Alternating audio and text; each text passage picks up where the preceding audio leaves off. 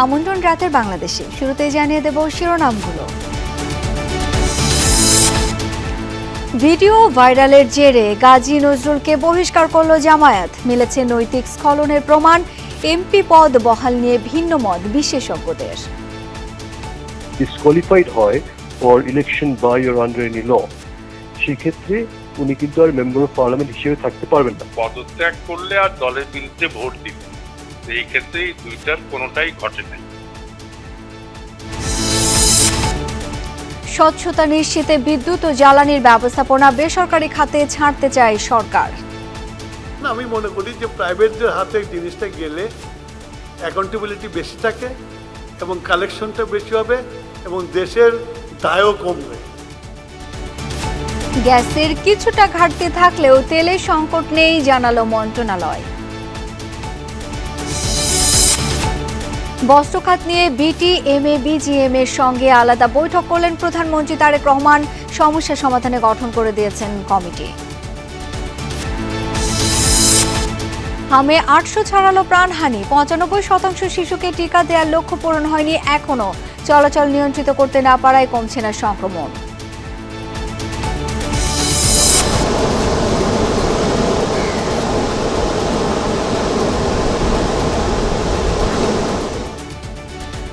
উত্তরে চোখ রাঙাচ্ছে তিস্তার পানি। স্বল্পমেয়াদী বন্যার শঙ্কা। রংপুরের গঙ্গাচড়ায় তীব্র নদী ভাঙন। বাড়িঘর সব এখন তো থাকার কোনো উঠে। এখান থেকে মিনার বাজার কয়েক হাজার বাড়ি সম্পূর্ণ বিলীন হয়ে যাবে নদী গর্ভে। 5-6 জায়গায় দরখাস্ত দিলাম, কেউ গুরুত্ব দিল না। এছাড়াও রাতের বাংলাদেশে থাকছে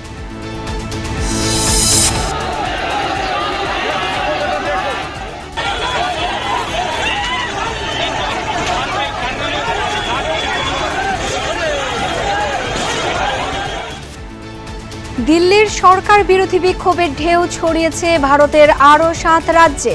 কয়েক জায়গায় আন্দোলনকারীদের উপর পুলিশের হামলা। যন্তর মন্তরে চলছে কর্মসূচি।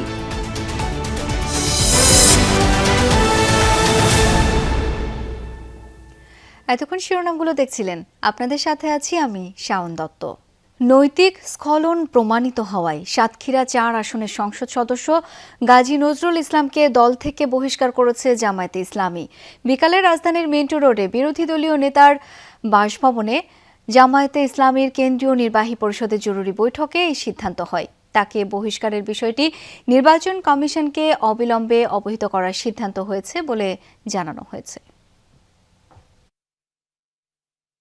গেল সোমবার রাত থেকে এক তরুণীর সঙ্গে সাতক্ষীরা 4 আসনের জামায়াতের সংসদ সদস্য নজরুল ইসলামের একটি অন্তরঙ্গ মুহূর্তের ভিডিও ছড়িয়ে পড়ে সামাজিক যোগাযোগ মাধ্যমে। ভিডিওটি দ্রুত সামাজিক মাধ্যমে ছড়িয়ে পড়লে ব্যাপক সমালোচনার ঝড় ওঠে। এ ঘটনায় এমপি গাজী নজরুল ইসলামের পদত্যাগের দাবিতে তার নিজ আসন সাতক্ষীরা 4-এ বিক্ষোভ সমাবেশ করেছেন সচেতন নাগরিক সমাজ।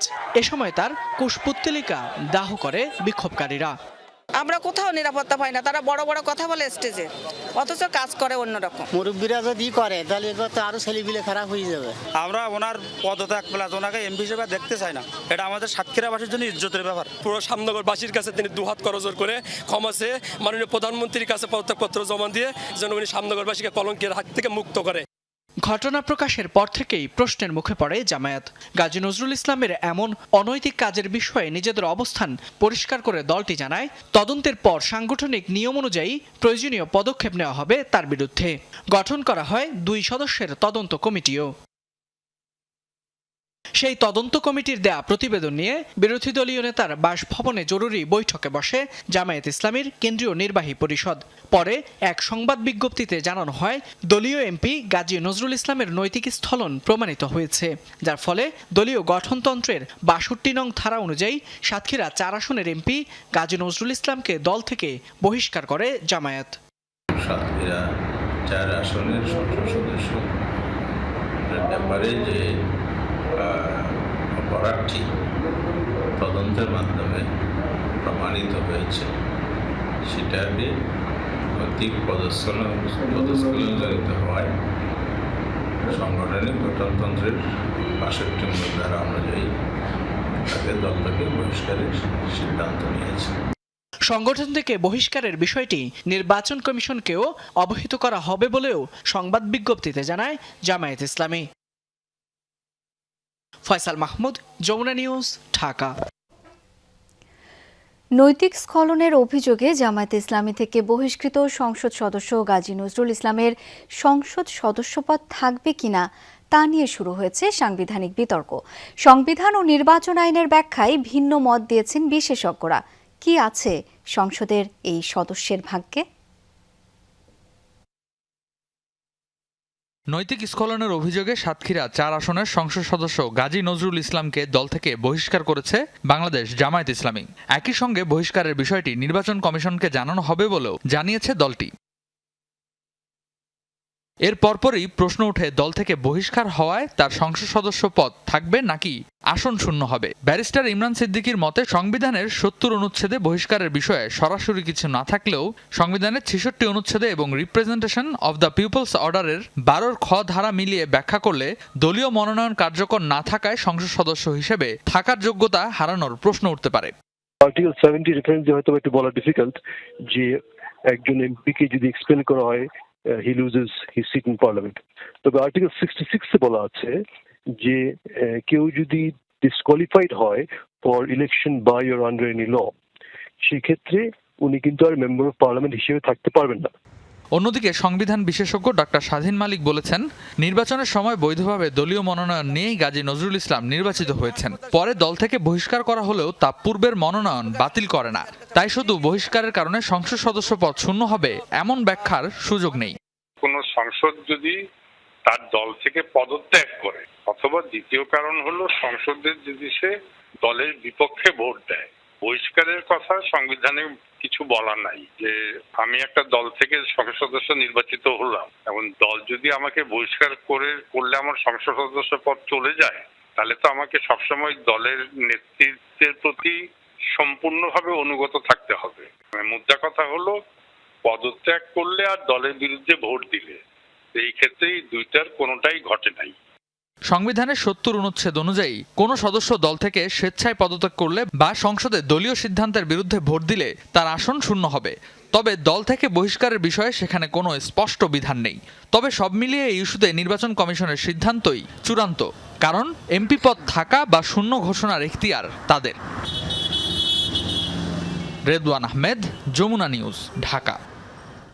ভিডিও ফাঁসের সন্দেহে মারধর ও হত্যা চেষ্টার অভিযোগে সাতক্ষীরা 4 আসনের সংসদ সদস্য গাজী নজরুল ইসলাম সহ 5 জনের বিরুদ্ধে পল্লবী থানায় মামলা করেছেন গাড়ি চালক ওবায়দুর রহমান। এই মামলায় গ্রেপ্তার সাব ইন্সপেক্টর আমিনুর রহমানকে কারাগারে পাঠানোর নির্দেশ দিয়েছেন আদালত। এজাহার সূত্রে জানা যায়, একটি ভিডিও ফাঁসের সন্দেহে ক্ষিপ্ত হয়ে গত 14 জুলাই বাদীর উপর হামলা চালানো হয়। এই ঘটনার জন্য এমপিকে দায়ী করছেন ওবায়দুর। মামলায় এমপি নজরুল ইসলাম ও পুলিশ কর্মকর্তা আমিনুর রহমান সহ 5 জনকে আসামি করা হয়। পুলিশ অফিসারকে গ্রেপ্তারের পর আদালতে হাজির করা হয়। আদালত আগামী 28 আগস্টের মধ্যে মামলাটির তদন্ত প্রতিবেদন দাখিলের নির্দেশ দিয়েছেন। বিদ্যুৎ ও জ্বালানি তেল বিতরণ ব্যবস্থা বেসরকারি খাতে ছেড়ে দিচ্ছে সরকার। এই বিষয়ে প্রধানমন্ত্রীরও সম্মতি আছে বলে জানিয়েছেন বিদ্যুৎ, জ্বালানি ও খনিজ সম্পদ মন্ত্রী ইকবাল হাসান মাহমুদ। তাহলে পিডিবি, পল্লী বিদ্যুতায়ন বোর্ড থেকে ডেসকো, ডিপিডিসি সহ 6 কোম্পানি চলে যাবে বেসরকারি খাতে। আবার বিপিসির 3 কোম্পানি পদ্মা, মেঘনা, যমুনা জ্বালানি তেলের বাজার যে নিয়ন্ত্রণ করছে তাও থাকবে না। মন্ত্রী যুক্তি, বেসরকারি খাতে গেলে স্বচ্ছতা বেশি থাকে, আবার রাষ্ট্রের দায়ও কমে। এজন্য ব্যবসায়ীদের বিনিয়োগে প্রস্তুতি নেবারও আহ্বান জানান তিনি। জ্বালানি নিরাপত্তা ও রূপান্তর নিয়ে পলিসি কনক্লেভ। দৈনিক বণিক বার্তার এই আয়োজনে উঠে আসে দেশের বিদ্যমান জ্বালানি ও বিদ্যুৎ সংকটের কথা। ব্যবসায়ী থেকে বিশেষজ্ঞ সবাই স্বীকার করেন, দুর্নীতি, অদক্ষতা ও পলিসি ঘাটতির কারণে ভুগতে হচ্ছে বাংলাদেশকে। এনার্জি সিকিউরিটির জন্য সবচাইতে বড় হুমকি হচ্ছে দুর্নীতি, দ্বিতীয়ত আমি বলবো অদক্ষতা, ইনএফিসিয়েন্সি, এবং তৃতীয়ত বলবো আমি নীতিগত পরিকল্পনার ঘাটতি। সরকারি উদ্যোগ ছাড়া কোনোভাবে সোলার পার্ক আসতে পারবে না। প্রাইভেট সেক্টরের পক্ষে 200-400 মেগাওয়াটের জন্য 1000 একর জায়গা জোগাড় করা আমি মনে করি বাংলাদেশে এখন অসম্ভব। আমরা গ্যাস পাচ্ছি না। বেজা আমাদেরকে বলছে বাংলাদেশ অর্থনৈতিক অঞ্চল কর্তৃপক্ষ যে তারা সমস্ত সেবা ইলেকট্রিক, গ্যাস, বিদ্যুৎ, পানি, রাস্তাঘাট লাগলে করে দেবে, তোমরা শিল্প করো। এ সময় সংকটের কথা স্বীকার করে আপাতত যে এই সমস্যার সমাধান হচ্ছে না তার ইঙ্গিত দেন দায়িত্বশীলরা। এটার সলিউশন অ্যাকচুয়ালি পুরো ডিপেন্ড করে যে সামনে কতটুকু গ্যাস মানে আমাদের ইন্ডিজিনিয়াস প্রোডাকশন বাড়বে, সামনে কি পরিমাণ গ্যাস আসার সম্ভাবনা আছে, সেই অনুযায়ী আমরা আমাদের ভবিষ্যৎ কাস্টমারদেরকে সে আশা প্রদান করতে পারবো। অনুষ্ঠানের প্রধান অতিথি জ্বালানি মন্ত্রী জানান, মধ্যপ্রাচ্যে অস্থিরতায় বাড়তি দামে এলএনজি কেনার পরও ভর্তুকি মূল্যে তা দিতে হচ্ছে জনগণকে। তারপরও সরকার পরিস্থিতি সামাল দেওয়ার চেষ্টা করছে। আমাদেরকে ভেরি হাই প্রাইসে এলএনজি কিনতে হয়েছে। অর্থ সচিব বলছিল এত দামে কেনেন, তা আমাদের যে বাজেটারি আছে সাবসিডি দেওয়ার, সেটা তো শেষ হয়ে যাবে, বেশি দিন চলবে না। তাহলে অর্থ মন্ত্রণালয়ের তো একটা লিমিট আছে আপনার। এমনি তো বেশি দামে বিদ্যুৎ কিনছি আমরা, আপনারা ভয় পাবেন না, আমরা হ্যান্ডেল করছি এবং খুব ডেডিকেটেডলি অনেস্টলি হ্যান্ডেল করছি। বর্তমানে PDB, REB, DESCO, DPDC, NESCO ও ওজাপাডিকো রাষ্ট্রায়ত্ত 6 সংস্থার মাধ্যমে গ্রাহকদের কাছে বিদ্যুৎ পৌঁছায় সরকার। এসব সংস্থার গ্রাহকের কাছে কয়েক হাজার কোটি টাকা বিল বকেয়া জানিয়ে বিতরণ ব্যবস্থা বেসরকারি খাতে ছাড়ার পক্ষে যুক্তি দেন মন্ত্রী। আমি প্রাইভেটাইজ করে দিতে চাই। Government cannot do retail business. I can produce, I can go for generation, bulk আমি বিক্রি করতে পারি, but not the retail. Retail should be with the private. Distributionটা আমরা প্রাইভেট করতে চাই এবং prime minister has given me a consent, you go head. বলেন, diesel, petrol, octane, kerosene অর্থাৎ জ্বালানি তেল যা কেবল সরকারি 3টি কোম্পানি সরবরাহ করে সেটিও উন্মুক্ত করতে চায় সরকার। Why government always import আপনার তেল, পেট্রোল? করুক, প্রাইভেটটা করুক, ইট হ্যাজ এ মার্কেট। তাহলে এই যে আমার মানে সরকারের লোডটা কমে আসে এবং দ্যার ইজ এ কম্পিটিশন। দ্রুত সরবরাহ আইন বাতিল হওয়ায় সৌরবিদ্যুৎ প্রকল্প বাস্তবায়নে সময় লাগলেও এই মেয়াদেই 10,000 মেগাওয়াট উৎপাদন সম্ভব বলে দাবি করেন মন্ত্রী। আমি যদি সবার cooperation pi, by the end of our term, I can leave behind 10,000 megawatt. Mahfuz Mishu, Jamuna news, Dhaka. দেশে জ্বালানি তেলের কোনো সংকট নেই। ডিজেল মজুদ আছে 31 দিনের, অকটেন 36 দিনের, পেট্রোল 25 দিনের। সংকট না থাকলেও এ নিয়ে কোনো গণমাধ্যম গুজব ছড়াচ্ছে বলে মনে করে জ্বালানি ও খনিজ সম্পদ মন্ত্রণালয়। দুপুরে জ্বালানি ও খনিজ সম্পদ মন্ত্রণালয়ের এক ব্রিফিংয়ে এসব তথ্য তুলে ধরেন যুগ্ম সচিব মনির হোসেন চৌধুরী। বলেন, প্রাকৃতিক গ্যাসের কিছুটা ঘাটতি আছে, নতুন গ্যাস উত্তোলন সহ ঘাটতি মোকাবেলার চেষ্টা চলছে। জানান, একটি গুরুত্বপূর্ণ FSRU বা ভাসমান LNG টার্মিনালের সমস্যা দেখা দেয় গ্যাসের এই সংকট। দ্রুত এর সমাধান হলে পাম্পে CNG লাইন কমে যাবে, এমনটাই প্রত্যাশা যুগ্ম সচিবের। এ সময় তিনি আরও বলেন, মধ্যপ্রাচ্যে নতুন করে যুদ্ধ শুরু হয়েছে, তবে এবার সেভাবে প্রভাব পড়বে না। পরিশোধিত তেল মধ্যপ্রাচ্যের যুদ্ধাক্রান্ত দেশ থেকে বাংলাদেশে আনে না বলেও জানান তিনি। আর অপরিশোধিত তেল ওই অঞ্চল থেকে আনা হলেও বিকল্প পথ খুঁজছে সরকার। মিডিয়ায় আমরা লক্ষ্য করেছি, আজকের দিনে আপনাদেরকে দাঁড়িয়ে বলছি যে আগামী 48 দিনের আমার পাইপলাইনে কোনো সমস্যা নাই। তারপরেও আমার অগাস্ট মাসের পুরো আমার যে জ্বালানিগুলো ইম্পোর্ট করার কথা সব আমার ঠিকঠাক আছে, কোথাও কোনো ডিসরাপশন নাই। ফলে জ্বালানি তেল নিয়ে কোনো সংকট নেই। শিল্প খাতে বিদ্যুৎ ও জ্বালানির সংকট নিরসনে সরকারের নেওয়া উদ্যোগ 1 বছরের মধ্যে দৃশ্যমান হবে, এমন আশ্বাস দিয়েছেন প্রধানমন্ত্রী তারেক রহমান। তার আগে স্বল্প সময়ে LNG আমদানি করে পরিস্থিতি সামাল দেওয়ার চেষ্টা করছে সরকার। শিল্প খাতের 2 সংগঠন BTMA এবং BGMEA নেতৃত্বের সাথে বৈঠকে এই আশ্বাস দেন প্রধানমন্ত্রী। দেশের অর্থনীতিতে বস্ত্রশিল্পের অবদানের কথা তুলে ধরে এই খাতের টেকসই উন্নয়নে সরকারের সহযোগিতা চায় BTMA। একদিকে গ্যাস বিদ্যুতের সংকট, অন্যদিকে বৈশ্বিক অস্থিরতা। দেশ ও আন্তর্জাতিক এই 2 সংকটে গেল 2 বছরে বন্ধ হয়েছে 5 শতাধিক শিল্প কারখানা, যার মধ্যে 200-র বেশি তৈরি পোশাক খাতের। বন্ধ হওয়া টেক্সটাইল মিলের সংখ্যা 250 শতাধিক। সংকট মোকাবেলায় এই দুই শিল্পের সংগঠন বিটিএমএ এবং বিজিএমইএ এর সাথে আলাদা বৈঠক করলেন প্রধানমন্ত্রী তারেক রহমান। সকালে প্রধানমন্ত্রীর সাথে বৈঠকে দেশের অর্থনীতিতে বস্ত্র শিল্পের অবদানের কথা তুলে ধরে এ খাতের টেকসই উন্নয়নে সরকারের সহযোগিতা চায় বিটিএমএ। এ সময় সংগঠনের সহসভাপতি ও যমুনা গ্রুপের ব্যবস্থাপনা পরিচালক শামীম ইসলাম সহ সংগঠনের নেতারা উপস্থিত ছিলেন। পরে বিটিএমএ সভাপতি বলেন, বন্ধ কারখানা চালুর উদ্যোগ সফল হলে 15 লাখ মানুষের কর্মসংস্থান হবে। ফাইন্যান্স অ্যাডভাইজার সাহেব, কমার্স মিনিস্টার সবাইকে নিয়ে একটা দল করে দিয়েছেন, এটা কি আরও কিভাবে সুরা করা যায়। আর ইতিমধ্যে উনি একটা 5% প্রণোদনাও আপনার ডিক্লেয়ার করেছেন। আমাদের বন্ধ আর অর্ধ বন্ধ দুটোই আমাদের মধ্যে আছে। এগুলা যদি চালু হয় 15 লক্ষ লোকের কর্মসংস্থান ইমিডিয়েটলি সম্ভব। এখন এগুলো চালু করতে হলে যে প্রতিযোগিতামূলক বাজারে যে ডাম্পিং হচ্ছে আমাদের উপরে, সেগুলাও ভাববার বিষয় আছে, ওনাগুলো আমরা তুলে ধরেছি। বিকালে প্রধানমন্ত্রী বৈঠক করেন বিজিএমইএ নেতাদের সাথে। উপস্থিত ছিলেন সংগঠনের পরিচালক সুমাইয়া রোজালিন ইসলাম সহ অন্য নেতারা। বৈঠক শেষে বিজিএমইএ সভাপতি জানান, বিদ্যুৎ ও জ্বালানি সংকট সমাধানে স্বল্প এবং দীর্ঘমেয়াদী উদ্যোগের আশ্বাস দিয়েছেন সরকার প্রধান। জ্বালানি নিয়ে আমরা কথা বলেছি। উনি বলেছেন যে আগামী 1 বছরের মধ্যে জ্বালানি ব্যবস্থার যে উন্নয়ন হচ্ছে সেটা দৃশ্যমান হবে এবং শর্ট টার্ম সলিউশনে জ্বালানির ক্ষেত্রে মালয়েশিয়ার সাথে একটা চুক্তি হবে। মালয়েশিয়াতে ছোট করে আইএসও ট্যাঙ্কের মাধ্যমে জ্বালানি অর্থাৎ এলএনজির সরবরাহ করা হয়। সেটা ইন্দোনেশিয়ার সাথে ওরা যেভাবে কাজ করে, বাংলাদেশের সাথেও সেটা নিয়ে কাজ করছে জ্বালানি মন্ত্রণালয়। বৈঠকে বন্ধ কারখানা চালু করতে সরকারের দেয়া প্রণোদনার জন্য প্রধানমন্ত্রীকে ধন্যবাদ জানান বিটিএমএ ও বিজিএমইএ নেতারা। আরিফুর রহমান সবুজ, যমুনা নিউজ, ঢাকা। আগামী বছরের শুরুতেই ইউনিয়ন পরিষদ নির্বাচন হবে। Bangladesh union chairman member association আয়োজিত আলোচনা সভায় একথা জানান স্থানীয় সরকার মন্ত্রী মির্জা ফখরুল ইসলাম আলমগীর।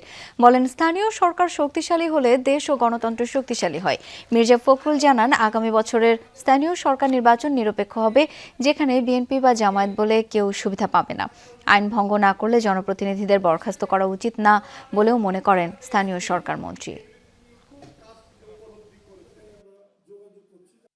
সামনে বছর প্রথম দিকে কিন্তু আমাদের ইউনিয়ন পরিষদের নির্বাচন হবে এবং এই পরে নির্বাচন হবে একেবারে নিরপেক্ষ। এখানে কোনো বিএনপি বলে বা জামাত ইসলাম বলে কোনো সুবিধা কেউ পাবে না।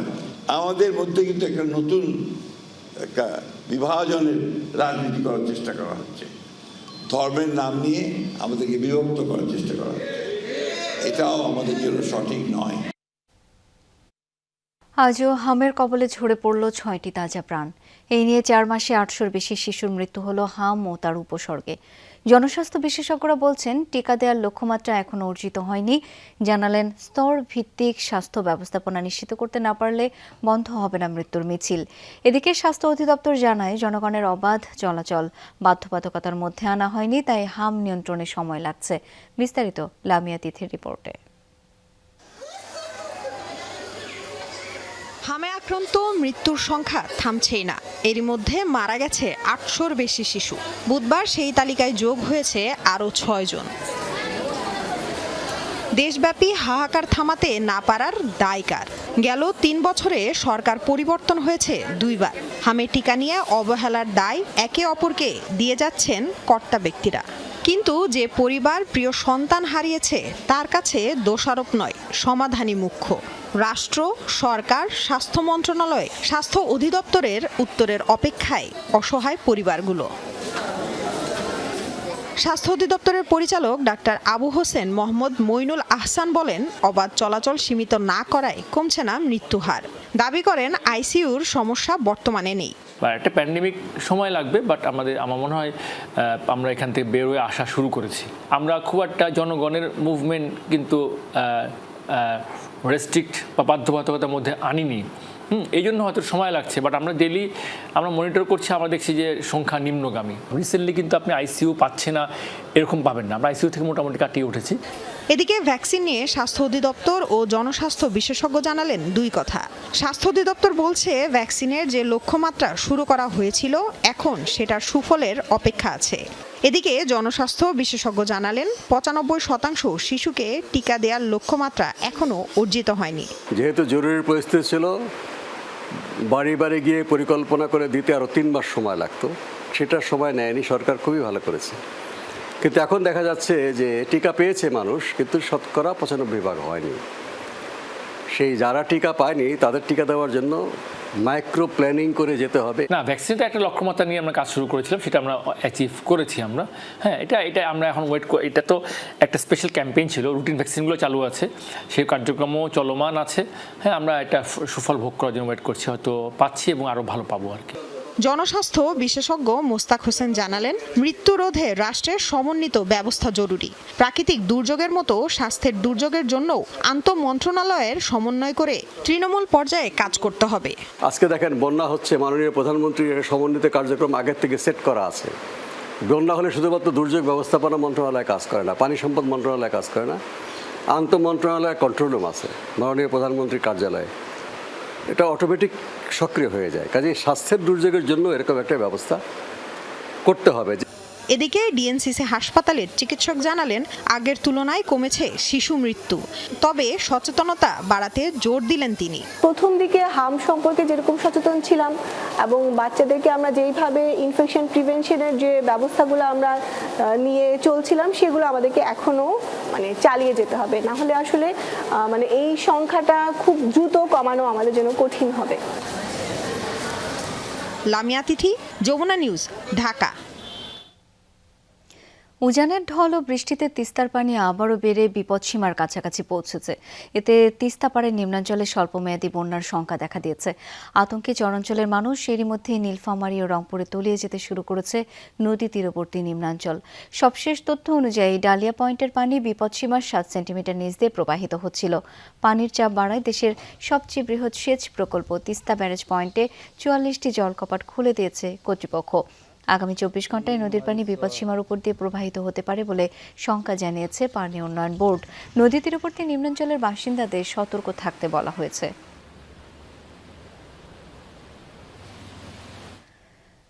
তিস্তার পানি হ্রাস বৃদ্ধির সাথে ভাঙন দেখা দিয়েছে রংপুরের গঙ্গাচড়া উপজেলায়। হুমকিতে কয়েক হাজার হেক্টর আবাদি জমি, সরকারি বেসরকারি প্রতিষ্ঠান সহ হাটবাজার।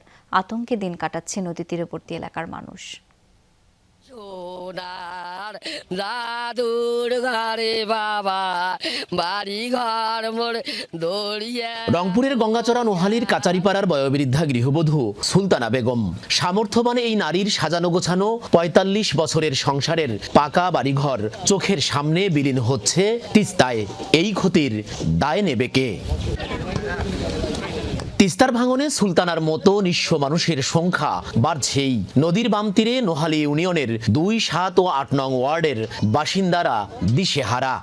এখানে বাড়ি করলাম, সে বাড়িটা বর্তমানে আবার নদীর ধারে ভাঙি দিয়া তারপরে পাশাপাশি করলাম, সেও বাড়ি নদীর উপর পড়ছে। জমি জায়গা প্রায় ৪০ বিঘা ছিল আমার শ্বশুরের, সব চলে গেল নদীতে। বাড়িঘর সব এখন তো থাকার কোনো উপায় নেই। সুলতানার পাকা বাড়িটির পশ্চিম অংশে ছিল স্বেচ্ছাশ্রমে নির্মিত ১৫০০ মিটারের একটি বালুর বাঁধ, যা রক্ষা করছিল ভাটিতে থাকা চরনোহালী, সফিয়ার পাড়া, মেম্বার পাড়া, মিনার বাজার, আশ্রয়ন বাজার, শখের বাজার সহ আশেপাশের শত শত বসত ঘর, হেক্টরের পর হেক্টর আবাদি জমি। ১ সপ্তাহের ব্যবধানে বাঁধটি বিলীন হওয়ায় তিস্তার এই ভাঙন তাণ্ডব। এখান থেকে মিনার বাজার কয়েক হাজার বাড়ি সম্পূর্ণ বিলীন হয়ে যাবে নদী করবে। সরকার দখল এখানে আমাদের কিছু ব্যবস্থা করি না দে, মনে করেন না হইলে আমাদের ইলে তো সব ভাঙি চুরি যাবে।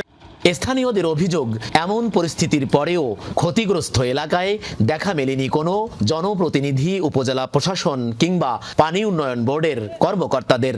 দ্রুত বেড়িবাঁধ ও তিস্তা মহাপরিকল্পনা বাস্তবায়নের দাবি তাদের।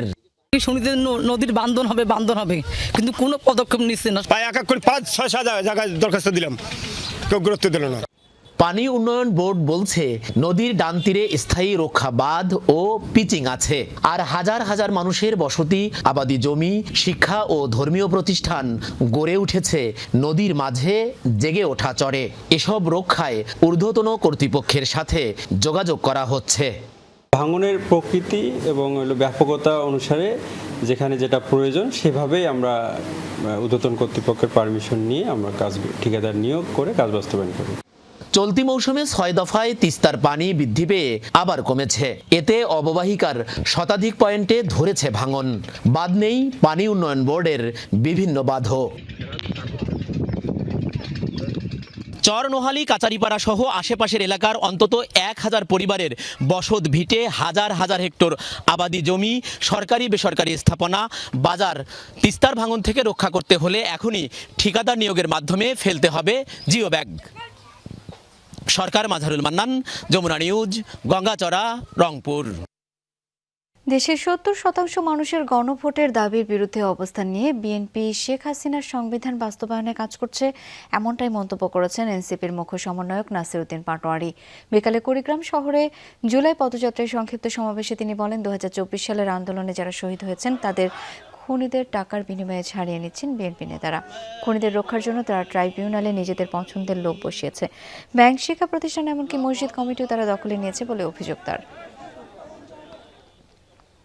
বিএনপি আওয়ামী লীগকে নিষ্কৃতি দেওয়ার জন্য, খুনিদের সাথে আঘাত করার জন্য নিজের এক পালক পুত্রকে ট্রাইব্যুনালের চিফ প্রসিকিউটর করেছে। বাগেরহাটেও জুলাই পদযাত্রা ও পথসভা করেছে এনসিপি। বিকালে শহরের স্বাধীনতা উদ্যানে আয়োজিত পথসভায় বক্তব্য দেন এনসিপির দক্ষিণ অঞ্চলের মুখ্য সংগঠক হাসনাত আবদুল্লাহ। এই সময় নেতারা বলেন, জুলাই গণঅভ্যুত্থানের আকাঙ্ক্ষা বাস্তবায়নে জনগণের অধিকার, সুশাসন, স্বচ্ছতা, জবাবদিহিতা নিশ্চিত করতে হবে। একই সঙ্গে নতুন প্রজন্মকে রাষ্ট্র গঠনে সক্রিয়ভাবে সম্পৃক্ত হওয়ার আহ্বান জানান।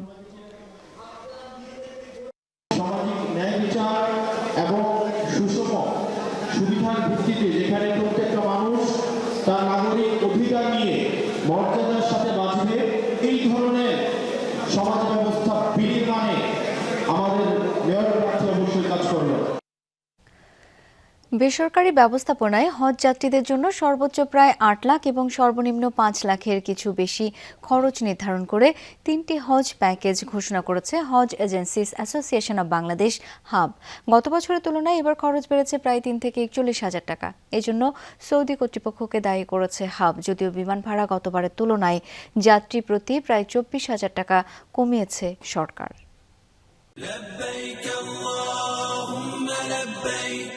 ধর্ম মন্ত্রণালয় মঙ্গলবার সরকারি ব্যবস্থাপনার হজ প্যাকেজ ঘোষণা করে।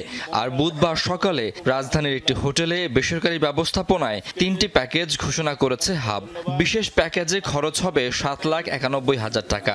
সাধারণ হজ প্যাকেজে খরচ পড়বে 5,95,000, আর সাশ্রয়ী প্যাকেজে ব্যয় 5,13,000 টাকা নির্ধারণ করা হয়েছে। গত বছরের তুলনায় এবার বেসরকারি ব্যবস্থাপনায় প্রতিটি হজ প্যাকেজের খরচ প্রায় 3 থেকে 41 হাজার টাকা বেড়েছে।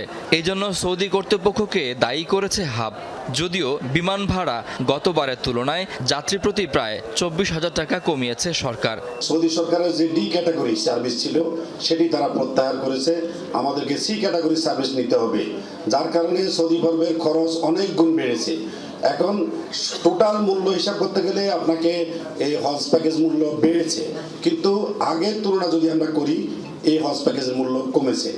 হজে বড় খরচ বাড়ি ভাড়ায়। হাব নেতারা বলছেন, প্যাকেজে নির্ধারিত খরচ অনুযায়ী মক্কা ও মদিনায় বাড়ি, হোটেলে আবাসনের ব্যবস্থা করা হবে হাজিদের। নিবন্ধনের পরে আমরা ভাড়া করি, আর আমরা যে হোটেলে রাখবো সেই হোটেলের সাথে ওই হাজিদের সাথে আমরা কন্ট্যাক্ট করি যে আপনার বাড়ি হবে মেরিওটাই, এবং মেরিওটে রেখে আমরা হিলটনে রাখি না, মেরিওটে রাখি, আমরা চেঞ্জ করি না। 31 জুলাই চীন মৈত্রী সম্মেলন কেন্দ্রে হজ ও ওমরা মেলা আয়োজন করবে হাব। এটা প্রতারিত করলে তার শাস্তি হবে।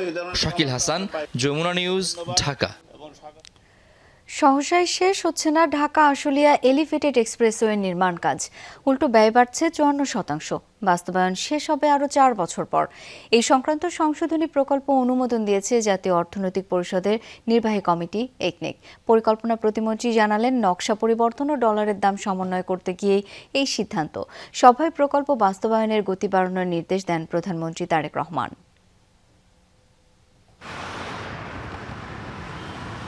রাজধানীর উত্তরের সাথে দক্ষিণের যোগাযোগ সহজ করতে ঢাকা আশুলিয়া এলিভেটেড এক্সপ্রেসওয়ে নির্মাণ শুরু হয় 2017 সালে। কথা ছিল এর সুবাদে শিল্পাঞ্চলে তৈরি পণ্য কোনো সিগন্যাল ছাড়াই সিঙ্গেল করিডোরে চলে যাবে যাত্রাবাড়ির কুতুবখালী পর্যন্ত। ঢাকার সাথে যোগাযোগের গতি পাবে 30 জেলার। সেই নির্মাণ কাজ এখনও শেষ হয়নি, তবে আংশিকভাবে ব্যবহার হচ্ছে বিমানবন্দর থেকে হাতিরঝিল যাতায়াতে। ব্যয় ধরা হয়েছিল 17,500 কোটি টাকা। যদিও মঙ্গলবার একনেক সভা শেষে জানা গেল এলিভেটেড এক্সপ্রেসওয়ে প্রকল্পের ব্যয় বেড়ে দাঁড়াচ্ছে 27,000 কোটি টাকায়। কাজ শেষ হবে 2030 সালে। এই মেগা কাঠামোতে নতুন কিছু অনুষঙ্গ যোগ করতে সবুজ সংকেত দিয়েছেন প্রধানমন্ত্রী তারেক রহমান। বলা হচ্ছে এক্সপ্রেসওয়ে টঙ্গী ও সাভার অংশে তুরাগ নদের 3টি শাখা অতিক্রম করবে। এখানে নৌপথের নাব্য বাড়ায় উঁচু করতে হবে কেন্দ্রীয় নিয়ন্ত্রণ ভবন ও টোল প্লাজার প্ল্যাটফর্ম। রেলওয়ের ভবিষ্যৎ ট্রানজিট করিডোরের সাথে সামঞ্জস্য রেখে বাড়াতে হবে স্প্যানের দৈর্ঘ্য। বাইপাইলে সাভার নবীনগর সড়কে যুক্ত হবে ট্রাম্পেট ইন্টারচেঞ্জ। এর বাইরে শাহজালাল বিমানবন্দরে 3rd টার্মিনালে সরাসরি সংযোগ দিতে কাওলায় তৈরি হবে অতিরিক্ত প্রবেশ ও বের হওয়ার র্যাম্প। ইউটিলিটি লাইন মানে স্থানান্তরের যেটা মূল ডিপিপিতে সেখানে ছিল না, যার ফলে ইউটিলিটি লাইন স্থানান্তরের একটা খরচ বৃদ্ধি পেয়েছে, আর 5টি নতুন অঙ্গ সংযোজনের খরচ বৃদ্ধি পেয়েছে। এই দুটি আসলে মূলত খরচ বৃদ্ধি, বাকিটা মূলত ডলারের রেট সমন্বয় এবং তদনুযায়ী যে ভ্যাট ট্যাক্সের হিসেব সেটা যুক্ত করা।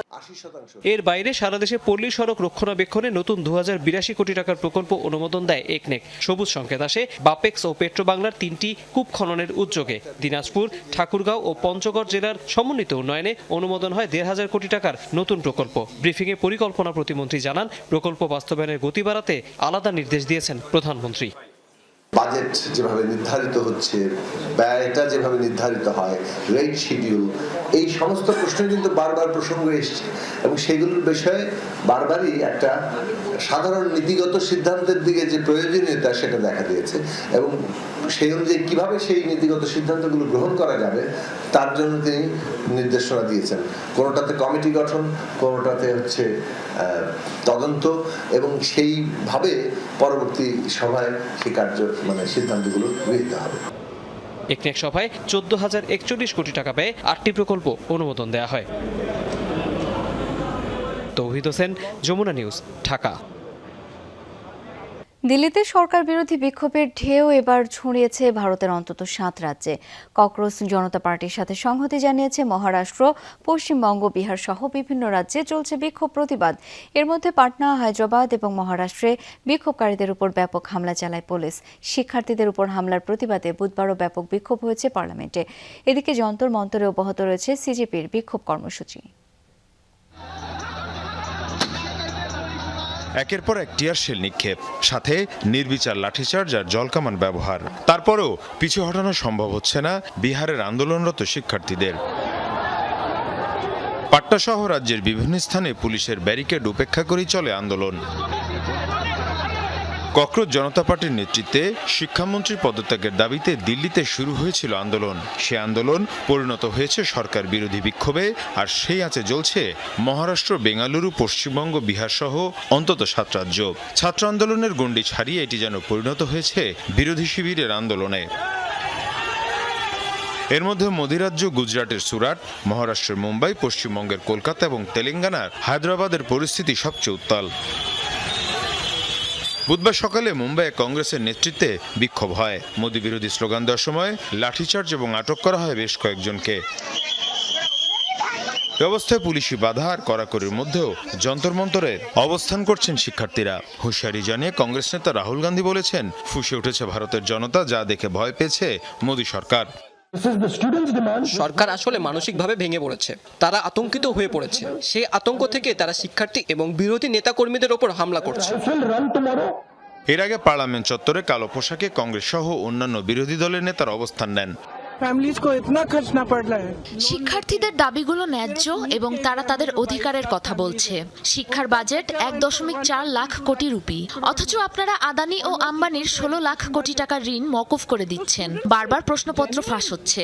শান্তিপূর্ণ প্রতিবাদে অগণতান্ত্রিক কিছু নেই, কিন্তু শিক্ষার্থীদের সাথে এবং পার্লামেন্টে যা ঘটছে তা অগণতান্ত্রিক। পার্লামেন্টের বর্ষাকালীন অধিবেশনেও বিতর্ক হয়েছে ছাত্র আন্দোলন নিয়ে। শিক্ষার্থীদের দাবি মেনে শিক্ষামন্ত্রী পদত্যাগ চান কংগ্রেস, সমাজবাদী পার্টি সহ বিরোধী নেতারা। হট্টগোলে লোকসভা ও রাজ্যসভার অধিবেশন একাধিকবার স্থগিত করা হয়। এদিকে আন্দোলনকারীদের উপর পুলিশের অতিরিক্ত বল প্রয়োগ ইস্যুতে করা শুনানিতে ভারতের সর্বোচ্চ আদালত সংঘর্ষের ভিডিও সংরক্ষণের নির্দেশ দিয়েছেন। মীর মুশফিকা হাসান, যমুনা নিউজ। যুক্তরাষ্ট্রের অ্যারিজোনা অঙ্গরাজ্যের মেসা গেটওয়ে বিমানবন্দরে প্রশিক্ষণ মহড়ার সময় মার্কিন এই মেরিন কোরের একটি MV-22B অসপ্রে টেলস রটর বিমানে আগুন লাগে। বিমানটি চালু করার পরপরই মাটিতে থাকা অবস্থায় এর ডান পাশের ইঞ্জিনে আগুন ধরে যায়।